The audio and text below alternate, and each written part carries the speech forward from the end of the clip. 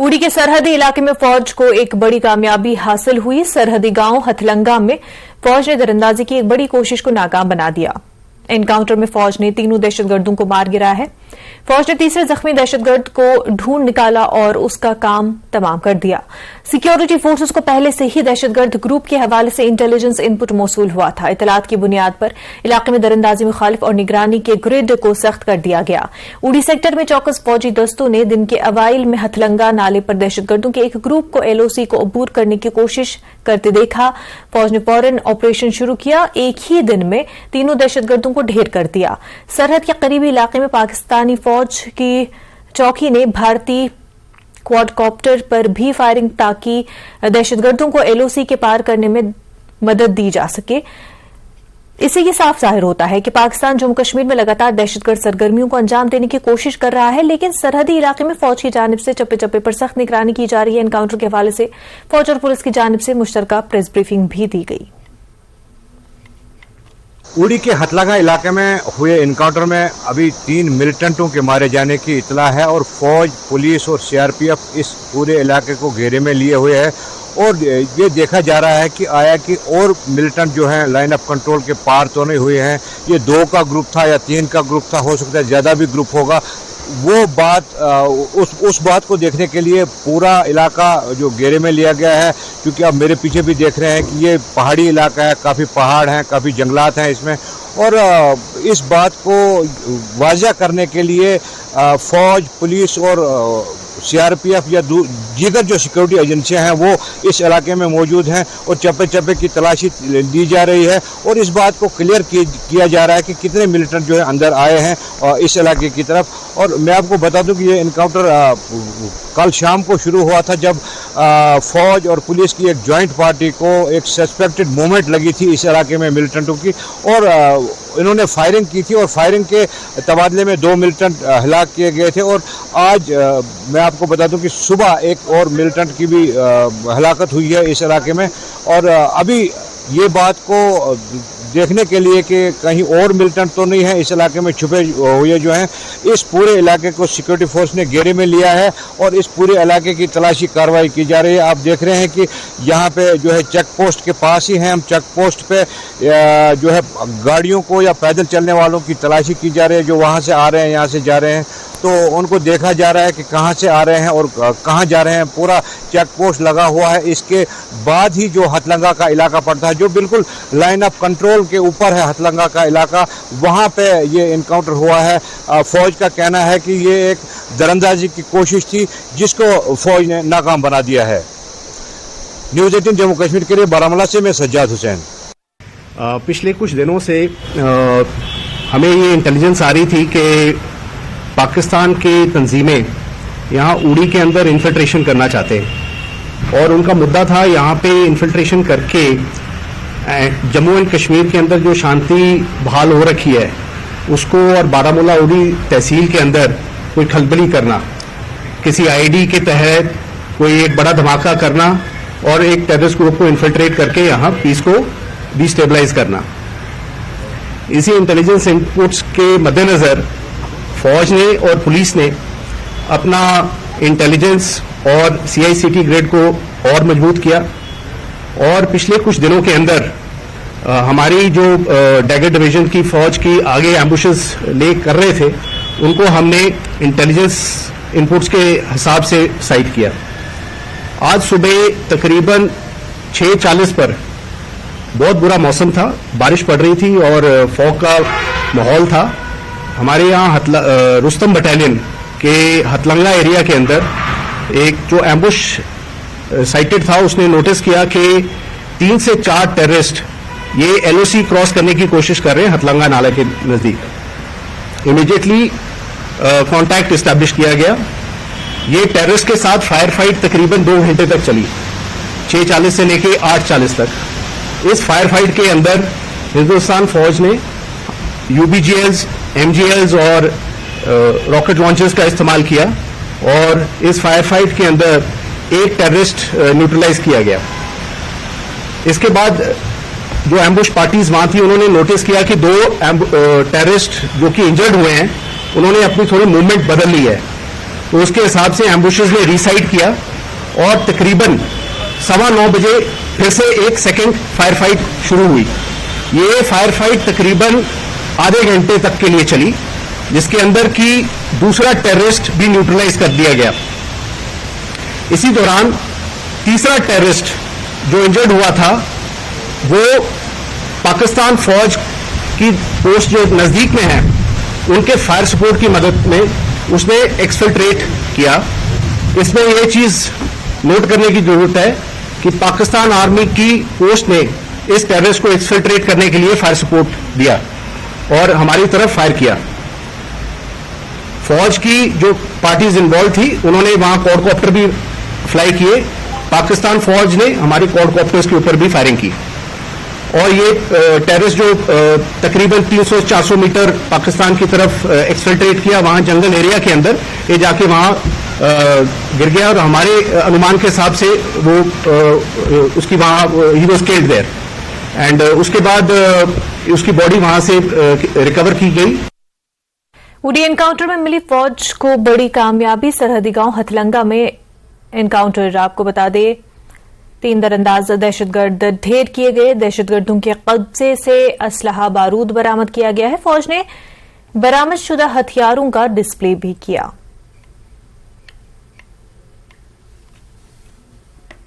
Indian army और Jammu Kashmir police की collaborative force से हथलंगू एरिया जो उड़ी के बॉर्डर पे आता है वहां पर एक बहुत बड़ा हादसा जो हो रहा था उसको टाल दिया।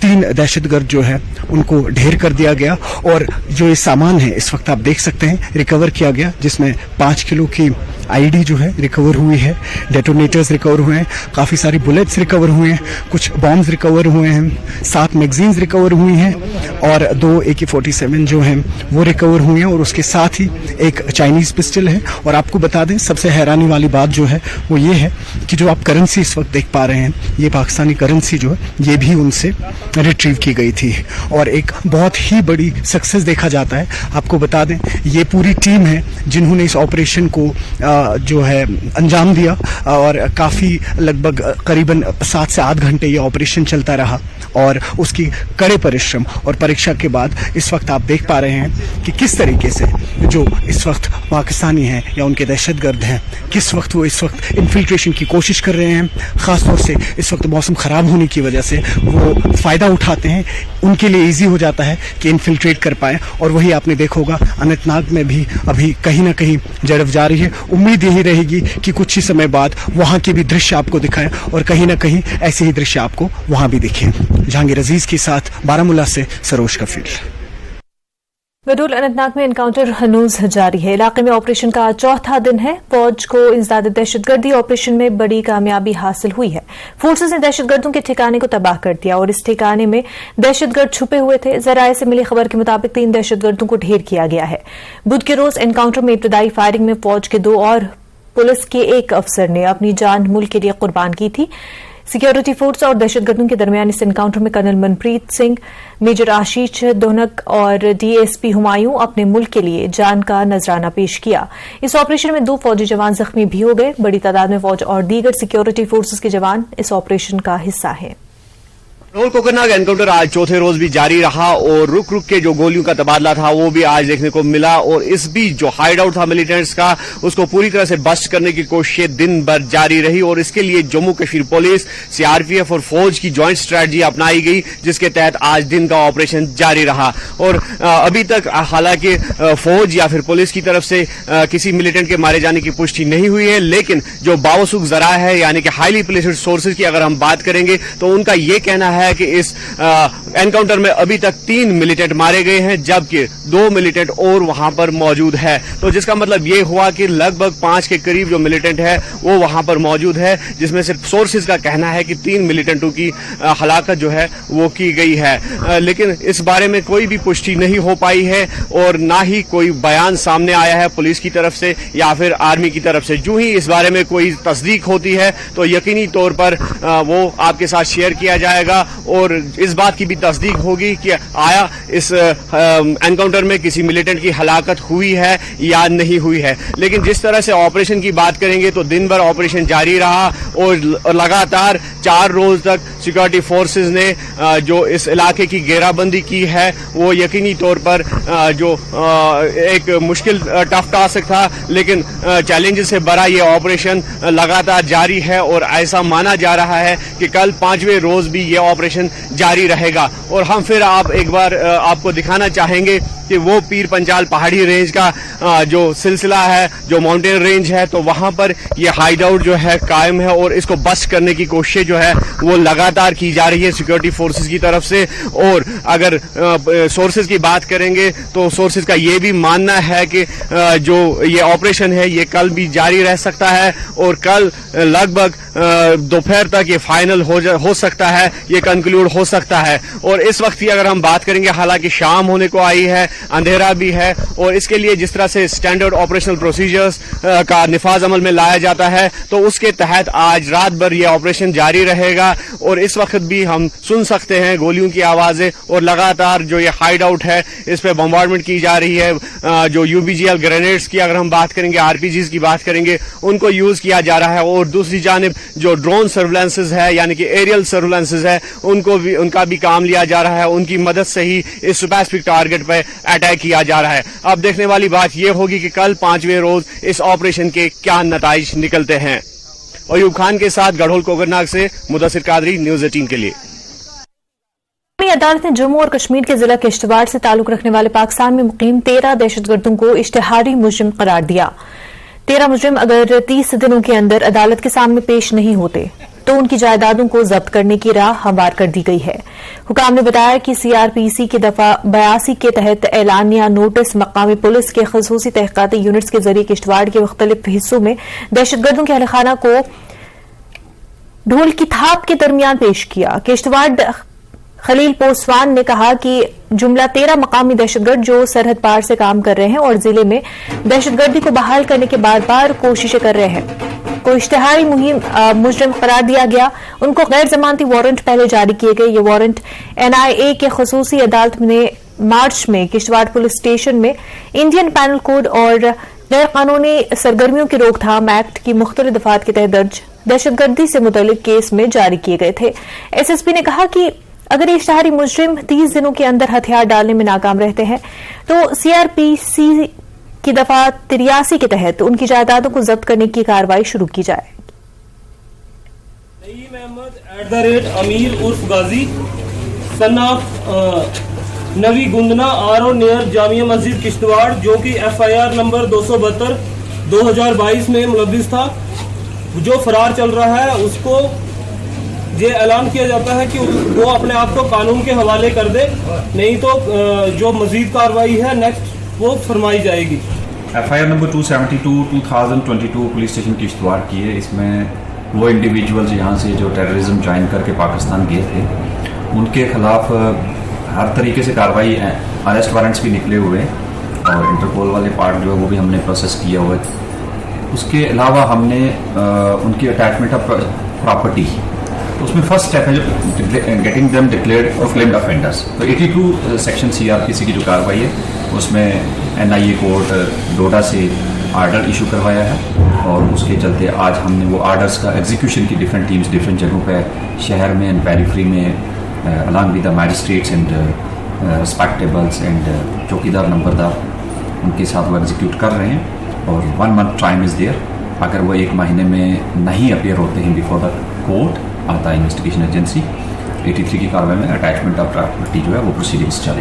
क्या है कि इस केस में 13 है और दूसरे केस में अराउंड 24 है, तो दूसरा FIR नंबर 90 में जो है वो अलग से प्रोसीडिंग्स चल रही है and we will carry forward के दोनों केसेस में जो 36 टेररिस्ट जो who are operating from across POK और पाकिस्तान, तो उनके खिलाफ ये प्रोसीडिंग चले, अटैचमेंट ऑफ प्रोसीडिंग प्रॉपर्टी हो so that they are compelled to appear before the court. Declared absconders और जैसे कि आपको पता जहांगीर का NIA के द्वारा प्रॉपर्टी अटैच्ड है और उसका घर भी अटैच्ड है और ज़मीन भी अटैच्ड है और उसके पास कोई ऑप्शन नहीं है अदर देन कि या तो अपीयर हो जाए नहीं तो कहीं ना कहीं लिक्विडेट हो जाएगा। वक्त हो गया एक छोटे से ब्रेक का, जल्द होंगे हाजिर।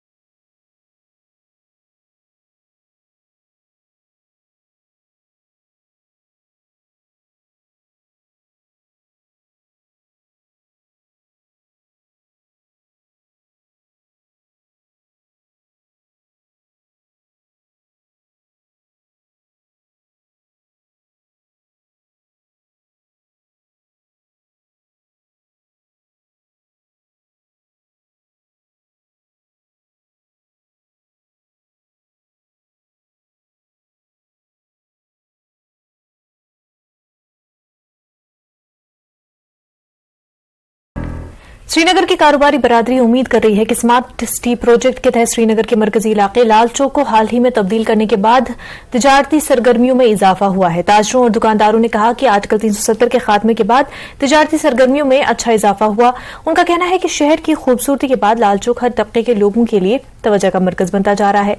ताजर बरादरी लाल चौक और शहर के दीगर अहम बाजारों में सार्फिन की तादाद में इजाफा देखकर बहुत पुरजोश है। उन्होंने कहा कि कश्मीर में पिछले कुछ सालों से जो तब्दीलियां आई हैं वो बहुत इत्मीनान बख्श है, क्योंकि शहर के मुख्तलिफ बाजारों में आने वाले सार्फिन की तादाद में सेहतमंद इजाफा देख रहे हैं। ताजरों को उम्मीद है कि आने वाले महीनों में उन्हें शहर की खूबसूरती बिलखसूस लाल चौक और पोलो वे और जहलम रिवर फ्रंट की खूबसूरती से अपने कारोबार में अच्छा फरोग मिलेगा। तक स्मार्ट सिटी की बात है, काम अच्छा हुआ, इसमें कोई दो राय नहीं है। ये ईमानदारी की बात है कि इसमें अगर शिफ्ट हुआ पोलो व्यू मार्केट एक रूटीन मार्केट से, तो आज वो एक हिस्टोरिकल मार्केट बन गया, लोग आते हैं वहाँ पे, बिल्कुल है। लेकिन जब हम लाल चौक की बात करते हैं तो उसमें भी एक बदलाव बिल्कुल आया है। लेकिन जो रिसेशन है उसको आप और मैं कुछ भी नहीं कर सकते। हमारी एक्सपेक्टेशंस बहुत ज़्यादा थी कि जब स्मार्ट सिटी की ये सारे प्रोजेक्ट कंप्लीट हो गया, अभी तो हो रहे हैं, अभी सारा कंप्लीट नहीं हुआ। गवर्नमेंट की एक अच्छी कोशिश है कि ये सारे कंट्री में ऐसा कुछ करना चाहते हैं, यहाँ पे भी हुआ, बहुत अच्छी बात हुई और हमारी भी एक्सपेक्टेशंस ऐसी हैं। अब हम में एक बदलाव बहुत ज़रूरी आना चाहिए कि हमारी जो रूटीन की दुकानें वहाँ, उसमें थोड़ा ट्रेड चेंज होना चाहिए, तब जाके हमें ग्राउंड पे ऐसा लगेगा कि उन मार्केट्स में बिजनेस हो रहा है कि नहीं हो रहा है। जैसे कि वहाँ फास्ट फूड्स के दुकानें होनी चाहिए जो आज नहीं है लाल चौक में। और अगर कहीं पे आप पोलो की बात करें तो वहाँ पे कश्मीर आर्ट की दुकानें हैं, तो वो अच्छा, हमारे लिए अच्छा, क्योंकि टूरिस्ट ही वहाँ पे आता है और लोकल्स जितने भी आते हैं वो खाने पीने। राष्ट्रीय पोषण माह के एक हिस्से के तौर पर बांडीपुरा के शादीपुरा सुंबल इलाके में एक साइकिल रैली का इनेकाद किया गया। मकामी लोगों को मुतवाज़िन ग़िज़ा की अहमियत और जंक फूड इस्तेमाल करने के मुज़र असरात और ब्रेस्ट फीडिंग की अहमियत के हवाले से जानकारी फराहम की गई और इस रैली को इंडोर स्टेडियम के इंचार्ज ने झंडी दिखाकर रवाना किया। रैली को कामयाब बनाने के लिए रैली के मुंतज़िम और महकमे की सुपरवाइजर आरिफा अख्तर ने मकामी लोगों का शुक्रिया अदा किया। ये साइकिल रैली कावपुरा इमामबाड़े के करीब इख्तिताम पजीर हुई। हम ये मानते हैं कि सही पोषण की शुरुआत right from the birth of child हो जाती है, जहां हम एक्सक्लूसिव ब्रेस्ट फीडिंग पे बहुत ज्यादा एम्फेसाइज करने की कोशिश करते हैं और फिर कम्प्लीमेंट्री फीडिंग की बात करते हैं। हमने इवन अपनी लैक्टेटिंग एंड प्रेग्नेंट मदर्स को लिटरली जाके रेसिपी सिखाई कि लोकली अवेलेबल फूड से हम किस तरह एक कम्प्लीमेंट्री फूड बच्चे के लिए बना सकते हैं जो उसके लिए बहुत ही ज्यादा हेल्दी है और पेरेंट्स के पॉकेट पे भी कोई बर्डन नहीं आए। गवर्नमेंट मेडिकल कॉलेज डोडा की फैकल्टी और जिला इंतजामिया डोडा के दरमियान अद्भुत ऐप पर हाजिरी को लेकर तकरार जारी है। गवर्नमेंट मेडिकल कॉलेज के डॉक्टरों, पैरामेडिकल स्टाफ और दीगर मुलाजमीन ने ऐप पर हाजिरी के खिलाफ पुरअमन एहतजाज किया। डॉक्टर्स और पैरामेडिकल अमले का कहना है कि उनसे जबरदस्ती ऐप पर हाजिरी देने के लिए कहा जा रहा है, जिसकी वजह से उनकी तनख्वाहें भी रोक दी गई हैं। डॉक्टरों और पैरामेडिकल स्टाफ का कहना है कि वो national medical council of India में नेशनल मेडिकल काउंसिल की निगरानी, बायोमेट्रिक हाजिरी, ऑफलाइन रजिस्टर और सीसीटीवी के जरिए पहले ही अपनी हाजिरी दे रहे हैं, लेकिन ब्यूरोक्रेट्स के दबाव की वजह से उनकी तजलील की जा रही है। उनका कहना है कि इस ऐप पर हाजिरी मार्किंग पूरे मेडिकल स्टाफ के लिए काबिल कबूल नहीं है। अगर अद्भुत ऐप बंद न की गई तो आने वाले दिनों में हड़ताल पर जाएंगे। जीएमसी के सारे डॉक्टर्स आज यहाँ पे इसलिए मिले हैं क्योंकि हमें बोला जा रहा है कि अद्भुत पे हमें अटेंडेंस करनी है और उसकी वजह से हमें सैलरीज हमारी बंद कर दी गई हैं।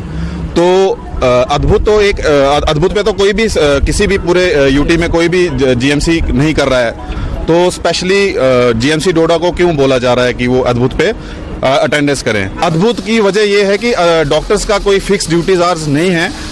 जैसे आपने कल या परसों देखा होगा कि 20-30 लोग अचानक से एक्सीडेंट हुआ था, उनको अचानक से नीचे लेके आए। अगर अद्भुत ऐप होती तो 2 डॉक्टर से वो इमरजेंसी हैंडल नहीं हो सकती थी। जैसे प्रिंसिपल जो मेडिकल कॉलेज के होते हैं वही यहाँ हमारे हेड हैं और हम सब उन्हीं के अंडर आते हैं, डॉक्टर्स, पैरामेडिकल स्टाफ। तो जो मेडिकल कॉलेज के प्रिंसिपल होते हैं वही उनकी जुरिसडिक्शन। पूंछ महकमे सेहत में काम करने वाली आशा वर्करों ने एहतजाजी मुजाहरा किया। श्री कृष्ण चंद्र पार्क में एहतजाज करते हुए सरकार मुखालिफ नारे बुलंद किए। मुजाहरीन ने लेफ्टिनेंट गवर्नर इंतजामिया से आशा वर्करों की तनख्वाहों में इजाफे और मुलाजमतों को मुस्तकिल करने का मुतालबा किया। उन्होंने सरकार को मुतनब्बे किया कि अगर उनकी देरिंदा मुतालबात को जल्द पूरा नहीं किया गया तो वो अपने खानदान के साथ सड़कों पर उतरेंगे। जी, हमने आज इसी प्रोसेस यहाँ किया है कि हमारी आशा वर्कर जो भी जहाँ भी हैं दिन रात एक करके मेहनत करती हैं, तो लेकिन उसके बदले में हमें क्या मिलता है? इंसेंटिव के रूप में 2000 रखा है उन्होंने, वो भी कभी 1400 कभी 1700, पूरा 2000 नहीं मिलता। हमारी यही एलजी सर से रिक्वेस्ट है कि हमें कम से कम 26,000 सैलरी किए जाए, फिक्स किया जाए, जो भी हमें मंथली फिक्स किया जाए। अगर ये हम 60 होते। जिला रामबन के सिगलदान नियाहनत इन नारला के मकाम लोगों ने कटरा बानिहाल रेलवे प्रोजेक्ट की तामीराती कंपनी के खिलाफ एहतजाज किया। मजदूरों ने तामीराती कंपनी राही इंफ्राट्रैक लिमिटेड उनका इस्तेसाल करने का इल्जाम लगाया है। उन्होंने बताया कि कंपनी मजदूरों से 8 घंटे की ड्यूटी लेती है और उजरत सिर्फ 5 घंटों की दी जाती है। मजदूरों का कहना था कि कंपनी ने 3 माह से तनख्वाहें भी नहीं दी, पीएफ भी नहीं भरा गया और ओवरटाइम की उजरतें भी कंपनी ने अभी तक वागुजार नहीं की है। मजदूरों का कहना था कि कंपनी और ठेकेदार मिली भगत करके लेबर कवानीन की धज्जियां उड़ा रहे हैं, जबकि इंतजामिया कंपनी के इस मजदूर कश रवैये से बाखबर होने के बावजूद भी मजदूरों को इंसाफ देने के लिए कंपनी के खिलाफ कोई एक्शन नहीं लेने में मुकम्मल तौर पर बेबस और लापरवाह दिखाई दे रही है।